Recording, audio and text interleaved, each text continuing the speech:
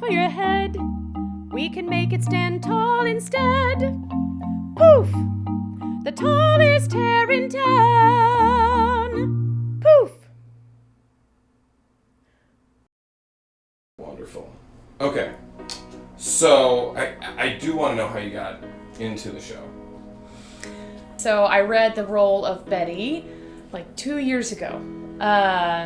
And didn't really think anything of it until Lou texted me again a couple months ago and said, hey, we're auditioning for this. We're going to go up to New York and perform it. And I thought, why not? Why not audition? We'll see what happens. That'll be it. And now here we are, about to go to New York. And so I really identified with her wanting to juggle these relationships that are really important to her, as well as going after something that she really wants, as well as continuing her responsibilities to all these other people. And I think during the show, she learns she wants to be responsible for herself too, in taking charge and going after what she wants, which I think I want to try to do as well.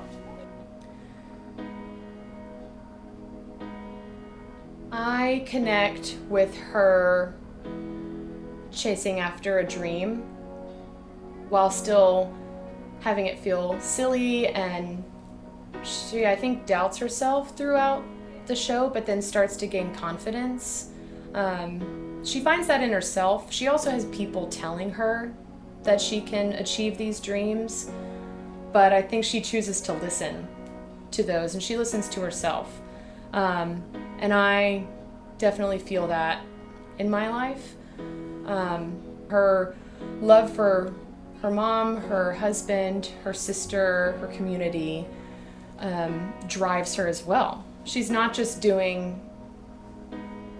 opening up a hair salon for herself, she's doing it for others. And I think at the heart of that, she wants to help. And she wants to make the most out of life. And I think in the 1950s, we read and we hear stories about a housewife couldn't always do that. She couldn't go after what she wants. And I think even today, sometimes we can feel held back by life responsibilities, duties to your friends and family. But then, how do you keep those relationships and chase your dreams? There's always pressure on women to have a family, to not have a family, to have a job, to not have a job, to do all the things and then also do them superbly.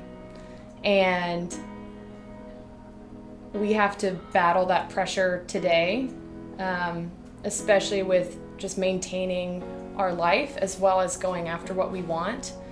And sometimes what we want doesn't agree with society, and it doesn't agree and sit well with people who would do it differently. And I think we have to then, there's pressure not to lash out, but to take it with grace as a woman. And those are these constructs that have been put on us to handle everything with grace and poise and sweetness. And sometimes you can't. And even though you really want to, or you've been told you have to.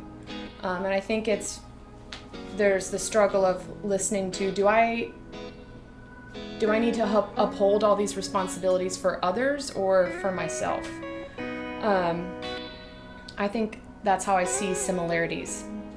Betty, while being responsible, I think has a lot of pressure on herself, and she puts that on herself as well.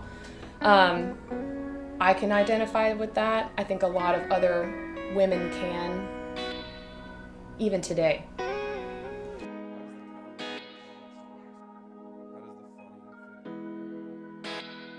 Well, Betty gets to interact with every character, which also is one of my favorite parts because I get to make a connection with each cast member. And they all have an idea of what they want from her. Her sister wants her to go after this dream.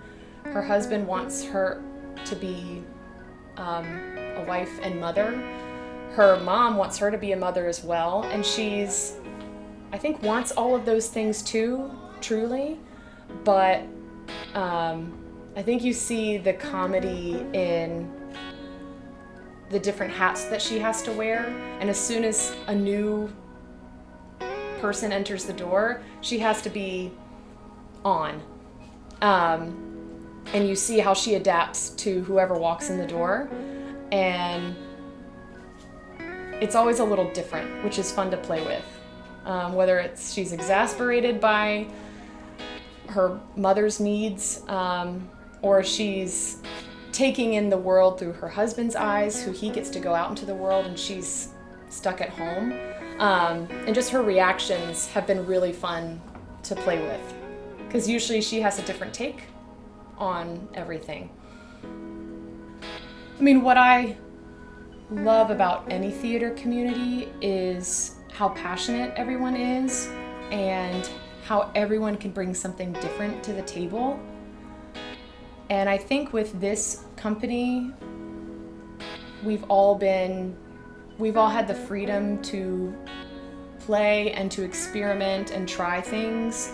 And I think sometimes in a smaller community of theater, that's not always possible. You usually have to go in and you have to hit your marks and get it right. But when you take that pressure off of yourself, therein lies, I think, the beauty of storytelling and acting. And I think that's what we all need right now, especially after a year of not being able to tell stories the way we used to, not able to perform, to share art. I think we're all so excited to do that.